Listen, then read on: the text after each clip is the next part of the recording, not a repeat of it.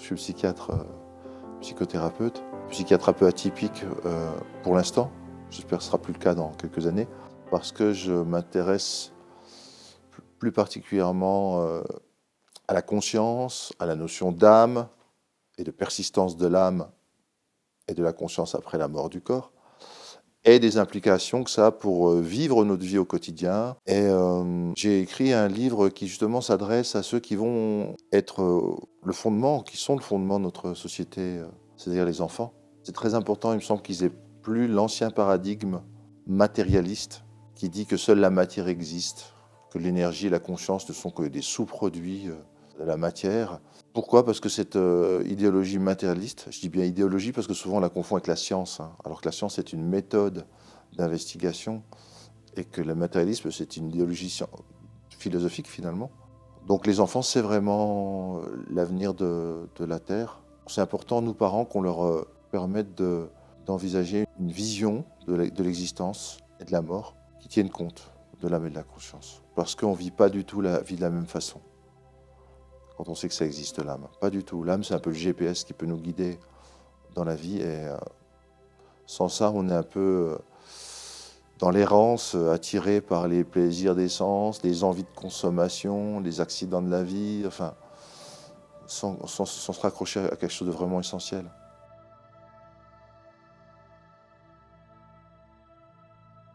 Pour les enfants, la notion de conscience, c'est une partie de nous qui observe les choses et qui est indépendante des contenus qu'elle observe et qui a toujours l'impression d'être la même si la personne vieillit, même si elle a traversé des tas d'expériences, elle sait que c'est moi qui est en train de vivre ça. Et aussi, le deuxième aspect de la conscience, l'intention. C'est moi qui ai l'intention de vivre ce que je vis. Moi, ma petite fille, quand je lui dis, qui a 6 ans, quand je lui dis, mais tu sais ce qu'on devient après la mort, bah oui, le corps il meurt, le corps il est enterré ou brûlé, et puis il reste quoi alors? Ben il reste la conscience. Puis, c'est quoi la conscience? Ben, c'est la partie de moi qui pense, et voilà. Donc pour les enfants, c'est pas compliqué de se dire qu'il y a bien une conscience qui persiste après la mort du corps. Les enfants, ils sont très ouverts à ça, beaucoup plus que nous, adultes. J'ai fait une liste des questions les plus fréquentes que posent des enfants quand ils sont confrontés à la mort d'un proche, d'un animal, ou parfois à leur propre mort. Ou quand les morts les ont contactés, parce que ça peut aussi arriver, alors qu'eux sont vivants. Donc j'ai fait une liste des questions avec des réponses possibles pour les parents. Mais ces réponses, en fait, les enfants, pratiquement, ont déjà une préscience ou un souvenir de l'entre-deux-vie, ça, il y a un livre qui montre bien ça, ou un contact avec les mondes subtils, surtout entre 2 et 6 ans, enfin entre 0 et 6 ans, mais entre 2 ans, l'âge où ils commencent à parler, et 6 ans, lien qui ensuite se dissout. Et à l'âge de raison, à 7 ans, ben, ils sont un peu comme nous, les adultes, ils rentrent dans le carcan du monde visible, plus tellement de contact avec le monde invisible. Donc les enfants, ils savent plein de choses déjà. Il y a un livre qui vient d'être écrit, juste avant sa mort d'ailleurs, par Wayne Dyer, qui s'appelle Memories from Heaven, les souvenirs du paradis. Et dans ce livre, qui fait état d'une enquête qu'il a menée en envoyant des questionnaires à des parents, des milliers de parents dans le monde entier, eh bien, il s'avère que souvent les parents disent, ben oui, quand on pose des questions à nos enfants, quand on sait les écouter, ben, il s'avère que nos enfants, ils ont encore des souvenirs de l'entre-deux-vie, c'est-à-dire du lieu où ils étaient, de conversations avec Dieu, ou avec des anges, ou avec des ancêtres, enfin des membres défunts de la famille, défunts avant leur propre naissance à eux, ou avec même leurs frères et sœurs, avant ou après qu'ils naissent eux. Et que les enfants, ils sont capables de se souvenir, tiens, du genre, hein, mais c'est marrant parce qu'il y a une congruence, c'est-à-dire qu'il y a une convergence de descriptions de ce type. J'étais sur des nuages avec Dieu et j'ai choisi mes parents, ou j'ai regardé en bas, là, sur Terre, et j'ai vu telle ou telle personne qui m'attirait particulièrement par son aura et tout, et j'ai choisi comme parent.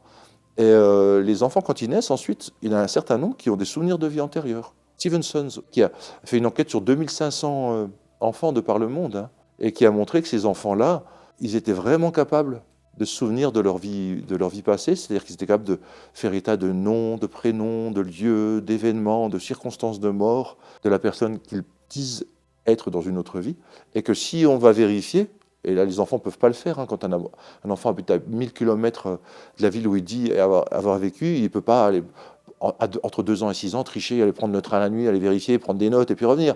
Donc quand une équipe va vérifier, il y a bien ces gens-là qui sont là avec ce nom-là, qui ont bien vécu ces détails-là. Même quand on emmène l'enfant, il reconnaît des objets, des personnes, des prénoms sans qu'on leur avait dit. Il a les habitudes de vie en général de celui qui est mort. Since 1996, Dr. Jim Tucker, a psychiatrist at the University of Virginia, has been gathering case studies of past life recognition in children that could prove that a soul returns to Earth in another body.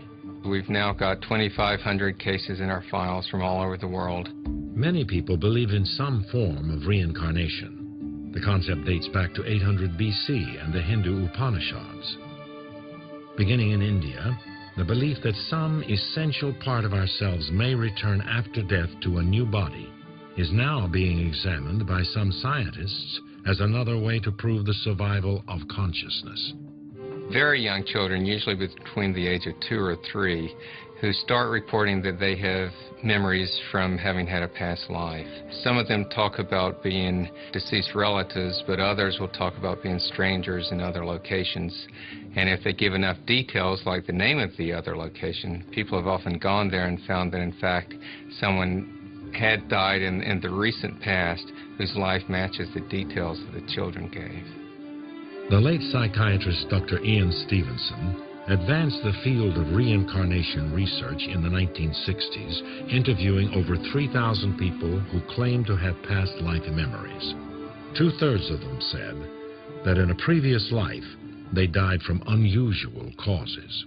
Stevenson, sur les 2500 cas d'enfants, il a montré que dans 22% des cas, il y avait des traces sur le corps ou à l'intérieur du corps, ou des malformations qui correspondaient à la façon dont était morte la personne. Par exemple, un enfant qui a une tache dans le dos et sur le devant, et qui correspond au trajet de la balle, entrée et sortie dans le corps de la personne dont il se souvient de la mort.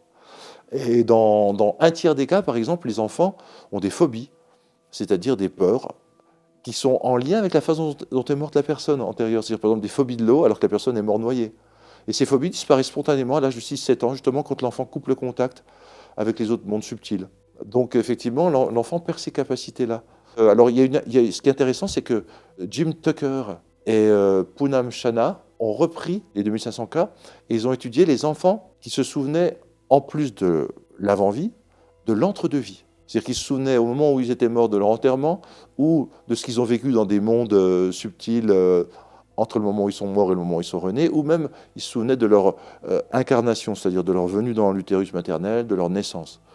Et bien, ces enfants-là, ils ont encore plus de précision dans ce qu'ils racontent de leur vie antérieure. Par exemple, ils trouvent des noms et des surnoms qui à chaque fois sont vrais, des détails de la vie de la personne morte qui à chaque fois sont vrais, beaucoup plus de comportements. Et ces enfants-là, ils ont encore plus de déficits congénitaux en rapport avec la façon dont est morte la personne avant. Par exemple, ils sont capables plus précisément aussi de décrire verbalement comment était morte la personne. Dans 74% des cas, ces enfants donnent une majorité de détails vrais. Et dans 10% des cas, tous les détails sont vrais. I think the best explanation for our strongest cases is that memories, emotions, and even physical traumas sometimes can carry on from one life to another. The explanation for how this carryover occurs largely remains to be elucidated, but in general terms, the idea is that consciousness is not purely a creation of the brain. So consciousness could be considered a separate entity from the physical brain and then could continue on in another life.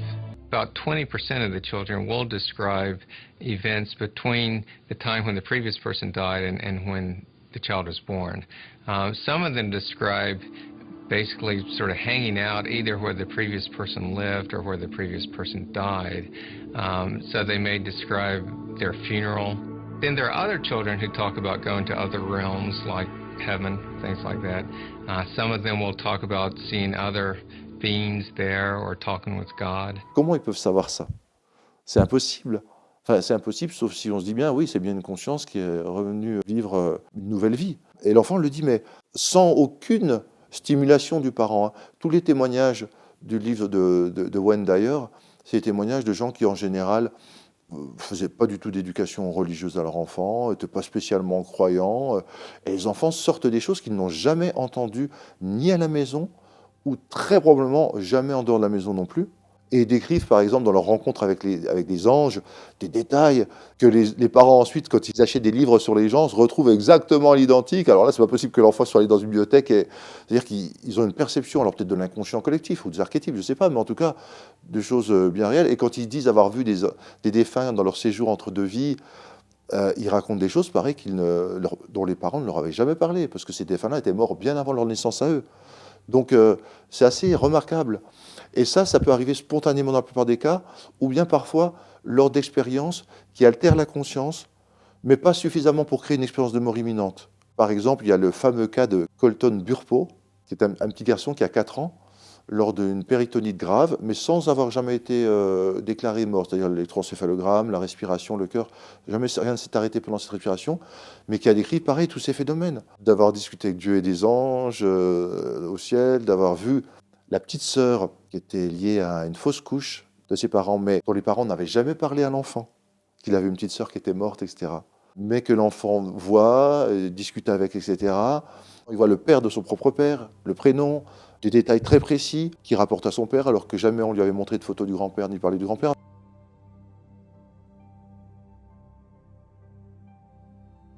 Il est important, effectivement, non pas de parler de nos croyances, parce que ce livre, justement, ça va à l'encontre des 2 choix que jusqu'à maintenant on donnait aux gens et aux enfants. On leur disait soit vous leur racontez des choses sur ce qui peut se passer après, mais c'est des croyances, c'est de la religion, soit vous êtes scientifique, entre guillemets, c'est-à-dire matérialiste du coup, et vous leur dites que non, il n'y a rien, qu'après le corps, il est mangé par les vers, et puis voilà, c'est le néant. Heureusement, il y a une alternative. La science de ces 40 dernières années sur ce qu'on appelle les expériences périmortelles, qu'est-ce qui arrive juste avant qu'on meure, justement, comme les gens voient déjà des paysages paradisiaques, des gens des défunts ou des entités célestes qui viennent les aider, les accompagner avant leur mort. En général, c'est dans les quelques heures ou quelques jours avant leur mort. Les expériences de mort imminente, c'est pendant la mort. Et les contacts avec les défunts, testés en laboratoire, ou bien par le biais d'appareils électromagnétiques, des télés, des magnétophones, etc. Mais peu importe, mais toutes ces expériences ont montré que non, maintenant, il y a vraiment 99,99% de chances que le modèle selon lequel la conscience est indépendante du cerveau, et donc survit à la mort du cerveau, et donc ne se sert du cerveau que comme les ondes hertziennes se servent du poste de télé pour se manifester, s'incarner. Mais quand le poste de télé tombe en panne, le programme existe toujours en l'air. Il n'est pas annulé, bien entendu. Maintenant, on sait que la conscience indépendante du cerveau lui survit à la mort. Et donc l'hypothèse matérialiste que la conscience est créée par le cerveau, comme la bile est créée par le foie, et qu'ensuite, quand le cerveau meurt, la conscience s'efface, 0,01% de chance que ça soit vrai. Donc maintenant, quand on parle aux gens de ces choses-là et qu'on propose aux enfants un modèle dans lequel effectivement la conscience continue à vivre après, elle continue à même pouvoir contacter les vivants, où elle accueillera les vivants quand ils mourront, où elle est capable de vivre des choses entre les 2 vies, puis ensuite se réincarner éventuellement, pas forcément, mais éventuellement.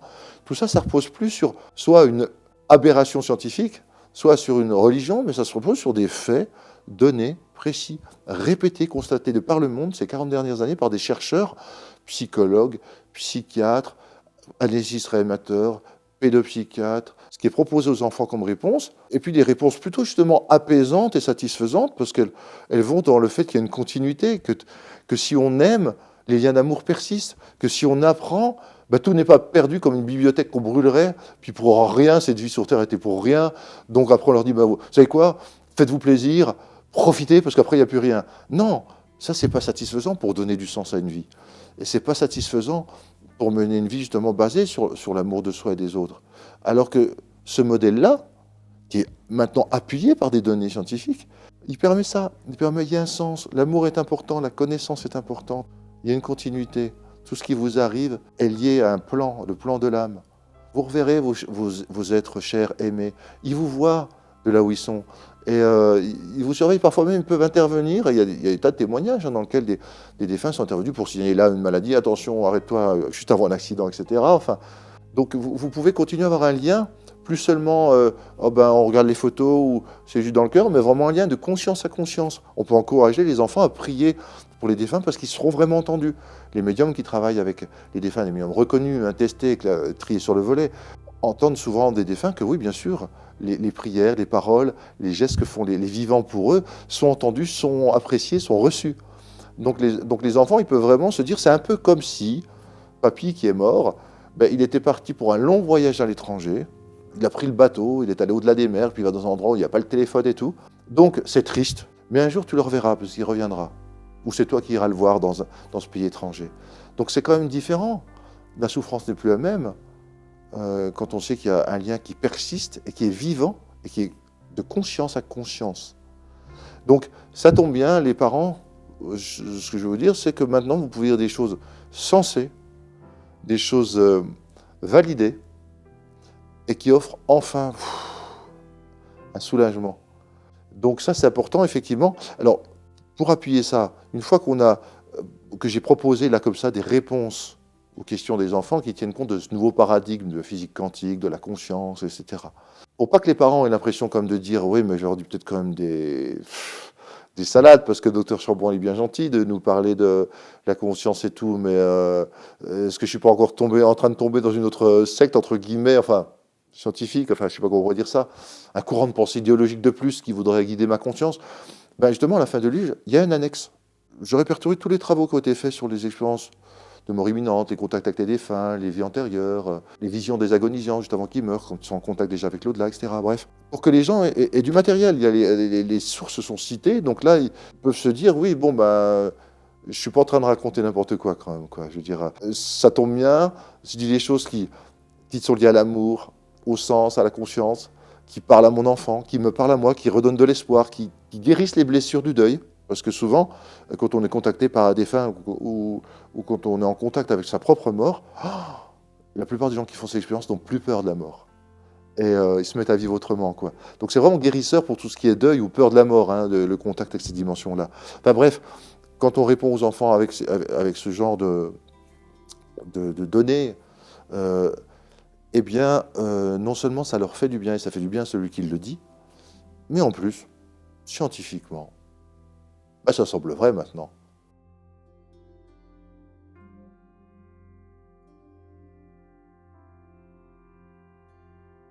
Cette idéologie matérialiste, eh ben, elle a guidé le modèle médical, hein. Les études de médecine se font sans parler de ce qu'est vraiment la mort, sans en parler du tout. Alors pour ce qu'est subjectivement la mort et sur les expériences de mort imminente, ça dans les études de médecine en France, ça n'existe pas encore.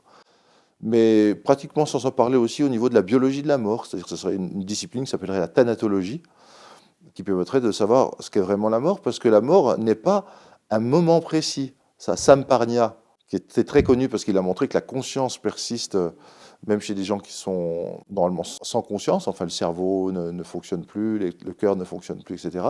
La mort est un processus continu. Et Sam Parnia a dit qu'il ne faudrait pas parler d'expérience de mort imminente, il faudrait parler d'expérience de mort brève, ou d'expérience de mort réelle, real death experience, il appelle ça lui. Parce qu'à partir du moment où le cœur s'arrête, tous les processus biologiques sont classiques, c'est le tronc commun de la mort, quoi. Et là, le cerveau ne fonctionnant pas, ou très peu, parce qu'il y a le Coma Science Group de Liège qui dit « Oui, mais quand même, il y a un subfonctionnement du cerveau. » Oui, mais bien insuffisant pour produire les effets cognitifs de très haut niveau qu'on trouve dans l'expérience de mort imminente, où la conscience, au contraire, devient plus lucide, plus capable, mémorise mieux. Si le cerveau fonctionnait mal, effectivement, s'il déraillait, effectivement, il donnerait quelque chose plutôt de l'ordre de la confusion ou de l'ordre des hallucinations, c'est-à-dire quelque chose de très personnel, puis très décousu. Alors que c'est l'inverse qui se passe. C'est à la fois personnel, mais aussi très universel, les expériences de mort imminente, c'est-à-dire que la structure est la même pour tous les pays, quelles que soient les causes de mort, les religions, toutes ces choses merveilleuses qui transforment la vie des gens complètement dans les 7 années. Raymond Moody appelait ça une psychothérapie de 5 minutes, c'est-à-dire qu'ils deviennent plus intelligents, ils deviennent plus sociables, ils changent de vie, mais dans le bon sens du terme. Enfin, ils développent plein de qualités, les gens qui ont vécu ça.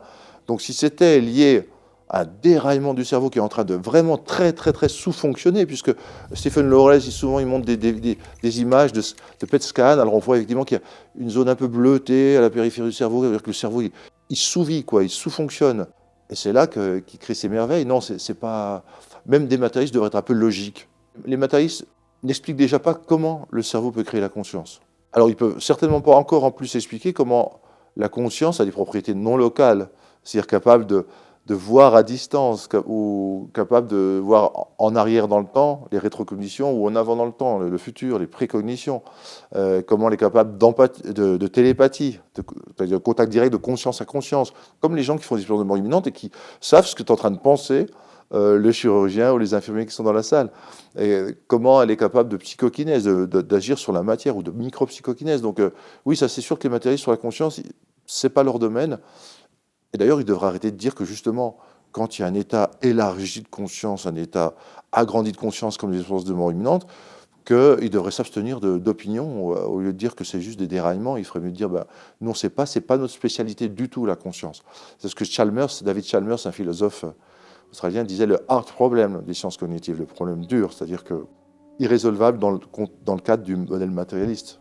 Si on n'utilise pas le modèle panpsychique qui dit que la conscience est présente partout, des confins du cosmos à l'intérieur de la plus petite particule subatomique, et qu'elle relie justement tout, c'est une sorte d'ascenseur de la conscience qui relie tous les niveaux, quoi.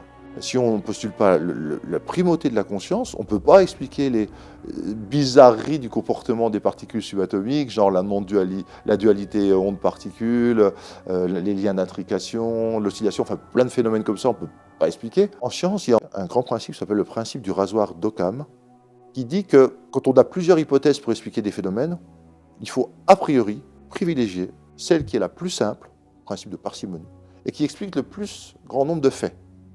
Or, l'hypothèse selon laquelle la conscience existe indépendamment du cerveau permet d'expliquer la totalité des phénomènes périmortels de manière très simple. Alors que les matérialistes, quand on voit comme ils essayent, par des exemples tirés par les cheveux, approximatifs, ils essayent d'expliquer ces phénomènes périmortels, mais alors ça devient absurde, ça devient du bricolage de je te mets un peu de ça, puis un peu de ça, mais ça tient pas la route. L'hypoxie, la DMT, du délire, un rêve, des hallucinations, enfin, l'ischémie du cerveau qui crée certains phénomènes, des décharges erratiques, pseudo-épileptiques, enfin, ça peut expliquer très partiellement et incomplètement, et de manière pas tout à fait appropriée et juste par rapport à ce qui se passe dans la structure globale des expériences de mort imminente ou des phénomènes périmortels. Il y a des preuves, enfin en tout cas des éléments qui vont vraiment dans le sens de la conscience qui existe indépendamment du cerveau. Et ils sont tellement nombreux et convergents que voilà, avec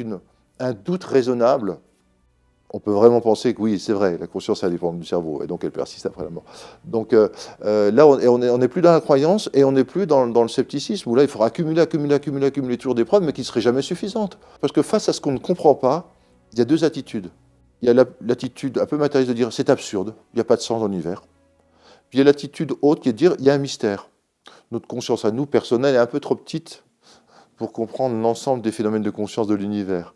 On dit la vérité est trop grande pour rentrer dans une seule petite tête. Et ce qui est probablement le cas. Le mystère, pour l'instant, existe encore, bien sûr, mais on a quand même beaucoup de données maintenant pour expliquer certains phénomènes qui avant étaient inexpliqués par la science matérialiste. Gary Schwartz a beaucoup travaillé là-dessus, sur ce qu'il appelle GOD. C'est un acronyme, G-O-D, qui veut dire en anglais Dieu, mais là, ça veut dire Guiding, Organizing, Designing. Il y a vraiment un principe, quand on regarde comment fonctionne l'univers et comment il évolue, il montre, vraiment là aussi par des preuves expérimentales ou générales vraiment probantes, qu'il y a vraiment un principe qui guide, qui organise et qui conçoit dans l'univers, que ça ne peut pas être lié au hasard, ce qui arrive, et la façon dont l'univers est créé, est organisé, est complexe et intelligent. Ces réponses aux enfants, ça peut être aussi des réponses aux interrogations de l'adulte, aux questions de l'adulte sur la mort. Parce que quand un enfant dit « mais pourquoi on la voit pas, l'âme, ou pourquoi le paradis, si ça existe, on le voit pas ?» C'est sûr que les adultes aussi posent ce genre de questions. Et en fait, il est évident qu'il y a plein de mondes vraiment autonomes, existant par eux-mêmes, qui sont non visibles. La partie visible, c'est-à-dire le monde matériel, c'est la pointe émergée de l'iceberg. Parce que derrière cette partie visible, il y a des tas de superstructures d'énergie, d'information. Einstein disait la seule chose essentielle, ce sont les champs. Donc il y a plein de choses qu'on ne voit pas et qui existent bel et bien, et qui sont primordiales. D'ailleurs, le modèle de la physique quantique, le panpsychisme, dit que la conscience, c'est l'état originel, c'est ce qui est à l'origine de tout, c'est ce qui est primordial. Donc la conscience, on ne la voit pas. Si ça existe, pourquoi on ne le voit pas? Il y a plein de choses dans l'univers qui ne se voient pas, ça, la science le montre. Actuellement, en médecine, quand même, il y a de plus en plus d'appareils dits de biofeedback quantique ou d'évaluation des champs électromagnétiques, genre Korotkov avec le Gas Discharge Visualization, qui permettent de voir les champs invisibles autour des patients, de voir comment ces champs sont liés à la maladie qui va se déclencher plus tard ou est en train de se déclencher, et qui permettent de voir, quand on fait une intervention, comment elle a impacté sur ce corps et comment ça va modifier la maladie. Donc maintenant, on est en train de voir l'invisible. Mais c'est juste que le matérialisme, jusqu'à maintenant, comme il avait dit, la matière est première, le reste, pas important, c'était pas donné les moyens et les outils pour voir ces champs-là. Donc c'était resté invisible. Parce que le matérialisme n'aurait pas utilisé la radio, les rayons X. Il dirait, on ne peut pas voir à l'intérieur d'un corps, c'est quoi cette histoire-là, c'est invisible ce qu'il y a à l'intérieur d'un corps. Donc il l'a quand même fait parce que c'était le corps dans ses limites, et lui il s'intéresse à tout ce qui est vraiment dans les limites. Mais si on voit les champs et les corps autour du corps, les corps énergiques subtils, puis tout ce qui existe comme conscience sous forme formelles ou informelles, incarnées ou non incarnées sur Terre ou dans d'autres endroits. Là, ça bouge. Là, avec des appareils, on pourrait voir qu'il y a plein de choses qui se passent. Mais la conscience, aussi, ce qui est important, c'est que la conscience, elle va finir aussi par infiltrer la médecine. En dehors de toutes ces expériences de mort imminente et de tout ce qu'on est en train de dire sur l'expérience expérimentale, elle va infiltrer la médecine parce qu'on va passer d'une médecine, certains disent prométhéenne, c'est-à-dire une médecine de guerre. Il y a des tumeurs et des maladies, on bombarde avec des médicaments, on arrive avec nos bistouris, on enlève, à quelque chose de beaucoup plus intelligent où on va collaborer avec le processus qui est en train de se dérouler dans la maladie, voir s'il n'y a pas des informations à ramener, une harmonie à remettre pour que ça reprenne son cours vers ce qui est la tendance naturelle à la santé du corps, hein, qui est fait pour ça, l'homéostasie, etc. Donc on va collaborer avec l'intelligence du corps et de la maladie pour voir comment arranger les choses. On est dans de la science avec conscience. Et Rabelais disait « science sans conscience n'est que ruine de l'âme ».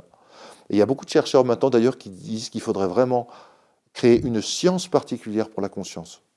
Parce que ça n'existait pas encore. Il y a beaucoup de gens qui s'occupent de la conscience, mais de manière transversale. Les modèles, ils changent quand les gens au pouvoir, les conservateurs, ceux qui ont fait toute leur carrière sur une idée particulière, qui veulent surtout pas voir les jeunes arriver, changer leur modèle, donc rendre caduque leurs recherches anciennes, prendre leur poste, pourquoi pas. Donc ils font tout pour garder le modèle ancien, quoi. Et il faut qu'ils meurent, que les générations changent pour que les idées puissent enfin se propager. Ça, c'est vrai. C'est Karl Popper, l'épistémologue, qui disait ça. Soit tu reconnais les choses telles qu'elles sont établies maintenant, mais alors tu remets en cause complètement ton modèle du monde. Donc ton ancien paradigme matérialiste vole en éclats. Tu ne peux plus t'en servir. Tu ne peux pas faire du rafistolage. Bon, je garde mon modèle, mais je rajoute ça. Non, ça, c'est pas possible. C'est soit ça, soit ça. Là, c'est exclusif, quoi. Et donc, ça explique pourquoi, effectivement, des gens s'accrochent par carrière, par ambition, par besoin, ou par besoin protecteur, parce qu'ils veulent surtout pas savoir que l'amour persiste, parce que ça veut dire aussi que ce qu'on a fait de mal, notre mauvaise conscience et les liens avec des gens qu'on a fait souffrir, il va y avoir des comptes à rendre. Et ça, c'est pas forcément ce que souhaitent les gens, donc ils préfèrent se dire, c'est cloisonné. Ce qu'on fait sur Terre, voilà, ça a un temps fini, puis après, il n'y a plus rien, il n'y a plus personne pour nous juger. Et nous-mêmes, nous ne nous jugerons pas. Parce que ce qui est bien avec l'expérience de mort imminente, c'est qu'il n'y a pas vraiment de jugement. Les gens qui font leur revue de vie, les gens prennent conscience, au moment de leur revue de vie, que, ah ouais, ça, ce que je fais à l'autre, en fait, je le fais à moi. On est tous reliés. Et toute action et toute parole est comme une sorte de pierre qu'on jette dans l'eau et qui par ricochet, par ondes successives, touche le monde entier. Donc c'est très important, chaque acte devrait presque être sacré, empreint d'amour et de conscience. Mais ça, bon, c'est un idéal, bien sûr, mais ça n'est pas possible, en plus sur Terre. Mais en tout cas, ils s'en rendent compte. Donc ils n'ont pas besoin d'être jugés. Ils font une prise de conscience dans tous les sens du mot. Et donc ça modifie leur conscience, et dans le bon sens du terme.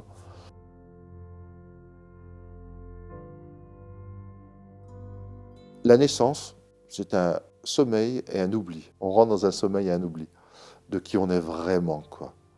Et on est formaté pour ça parce que sinon, il n'y aurait pas d'expérience humaine. De toute façon, si on était conscient de l'unité de chaque chose, que toi c'est moi et moi c'est toi, et que la compassion pleine et entière, en fait, on serait encore resté dans ces mondes de lumière et tout.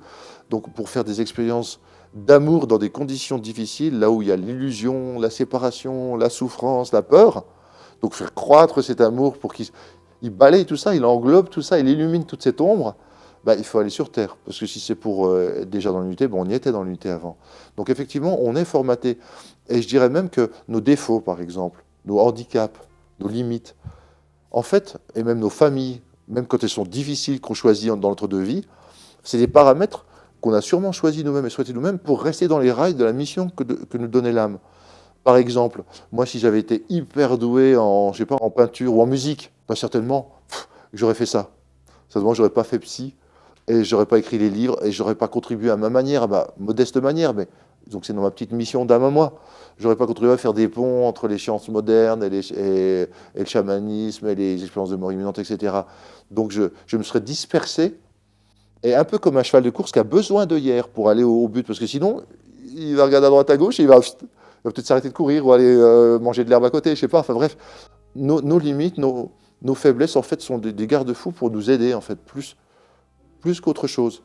Ça, c'est mon hypothèse, et c'est ce que beaucoup de gens aussi sentent et pensent. Le nombre de gens qui disent, si j'avais pas eu cette maladie chronique, cette sclérose en plaques, j'aurais jamais fait tout ce chemin spirituel et de développement personnel, et maintenant que ça m'a permis de guérir de ça, en tout cas maintenant de vivre ça sereinement et sans grand handicap, je dis merci à la maladie. Ça, c'est vrai que c'est pas toujours évident. Il faut rien rejeter. Parce que d'où on vient, tout est uni, il n'y a pas de dualité, quoi. C'est nous qui créons les dualités, c'est l'ego, hein, toujours pareil, hein, il crée des divisions pour mieux vivre. Parce que lui ne vit que dans la division, l'ego. Quand il saute, notamment lorsqu'il y a un danger imminent comme ça, et puis que l'ego ne peut plus s'en servir, ou des moments de grâce, etc., ben, c'est là qu'on reprend conscience de l'unité, que toi c'est moi et moi c'est toi, etc., ou qu'il n'y a ni moi ni toi, il y a lui, même directement.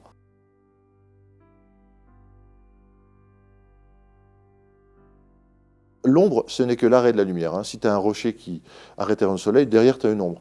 Mais l'ombre n'existe pas en tant que telle. Tu retires ce rocher, la lumière sera de nouveau là. C'est la lumière qui éteint l'ombre, pas l'ombre qui éteint la lumière.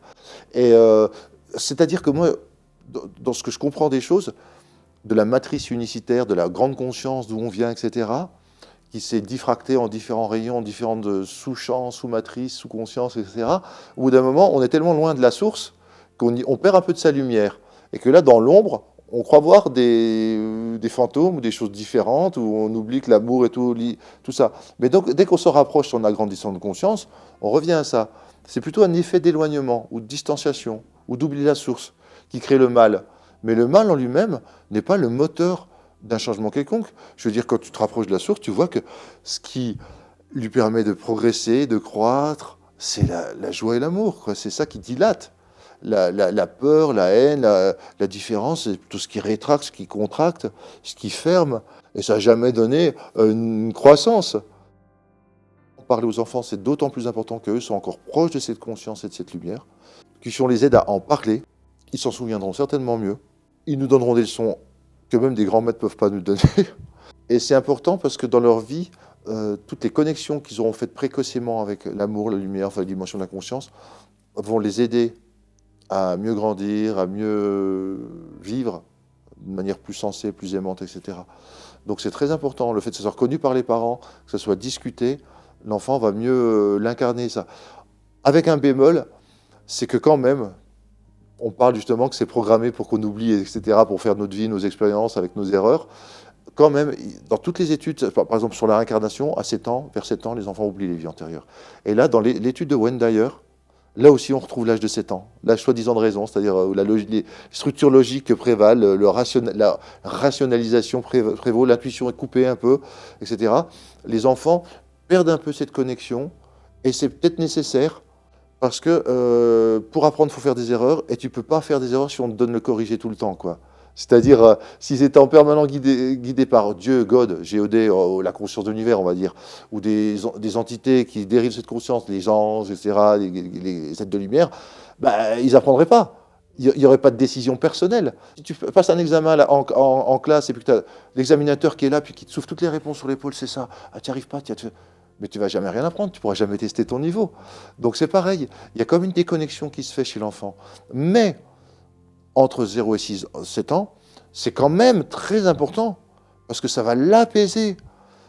Il y aura quand même quelque chose qui va rester, au moins dans l'inconscient, ou dans sa grande conscience qui n'est pas accessible à la conscience ordinaire, de ce lien qu'auront validé et accrédité les parents, des informations qu'ont dans les parents. Mais surtout, ça les aidera à passer le cap.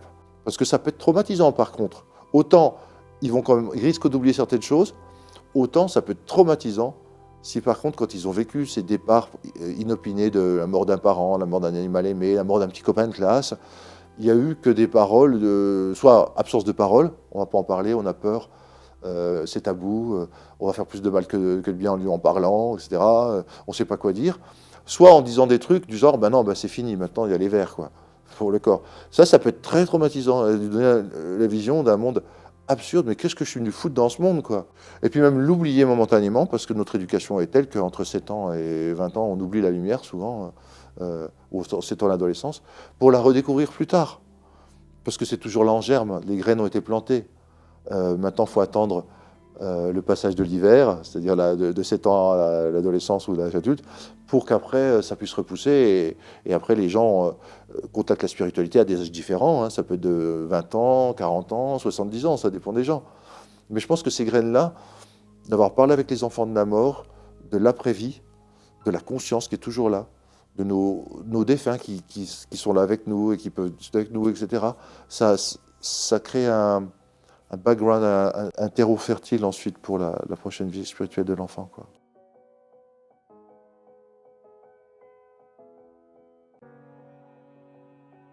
c'est vrai qu'on dit que des choses très évidentes. Le bon sens près de chez vous. Il n'y a pas besoin d'appartenir à une secte ou d'être dans une religion. Ça tombe sous le sens. C'est même très rationnel finalement. Le modèle de la conscience, c'est des enfants qui sont proches de cette conscience originelle et qui nous apprennent des choses, etc., etc. Et à qui on peut rappeler des choses de cette conscience. Et je veux dire, pourquoi ne pas y avoir pensé avant? Enfin, pourquoi avoir passé le 19e siècle, le 20e siècle à ériger un modèle matérialiste qui coupe les gens de leurs racines, de leurs expériences profondes, spirituelles, pour un productivisme et pour un athéisme forcené. Bien sûr, la spiritualité n'est pas la religion. La religion, elle détourne parfois la spiritualité à son profit, elle crée des structures de pouvoir avec des hommes qui réinterprètent les choses et qui disent « tu dois passer par mon intermédiaire ». La spiritualité, c'est existentiel, c'est l'expérience directe qu'on est tous reliés à la source, qu'on vient tous de cette source, que le sacré nous entoure, qu'il est immanent et transcendant. Ça, les enfants sont bien plus doués que nous pour le savoir. Les enfants, quand ils parlent de l'au-delà, ils disent des choses très simples. Ils disent « il n'y a jamais d'ombre là-bas, il n'y a que de la lumière parce que Jésus et Dieu, ils émanent de la lumière, ils créent cette lumière ». Ils disent qu'effectivement, les corps ne sont pas vus distinctement. Il y a des corps de lumière, mais qui sont vus sans forme, sans bord très net, mais qui sont tous jeunes, en bonne santé, et comme il disait, sans lunettes, Colton Burpo, c'est marrant, quoi. C'est-à-dire qu'il n'y a plus besoin, puisqu'il n'y a plus de matériel, il n'y a plus de matière en difficulté ou malade. Les enfants, c'est leur langue maternelle, un langage de la conscience et de l'âme. C'est leur langue maternelle, c'est-à-dire qu'ils comprennent ça très bien. Comme on disait, ils sont encore branchés là-dessus, quoi. Et non seulement ils comprennent, mais parfois ils nous apprennent des choses. Wayne Dyer le dit, il dit qu'il faut vraiment considérer nos enfants comme des petits maîtres, pas comme des personnes à qui on va se contenter d'apprendre des choses, mais des personnes qui peuvent nous apprendre de grandes choses. Et dans son livre, il donne des exemples d'inspiration mystique d'enfants, mais c'est incroyable que ça puisse sortir de la bouche, enfin, c'est pas du cerveau du coup, mais de la conscience.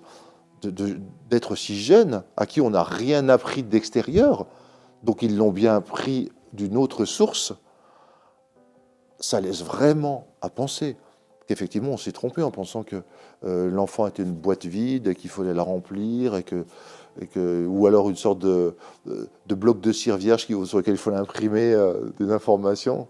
Ça peut fonder une nouvelle société, ça peut fonder un nouveau paradigme. C'est eux qui effectivement vont être les prochains chercheurs et les prochains enseignants, les prochains communicateurs, nos enfants.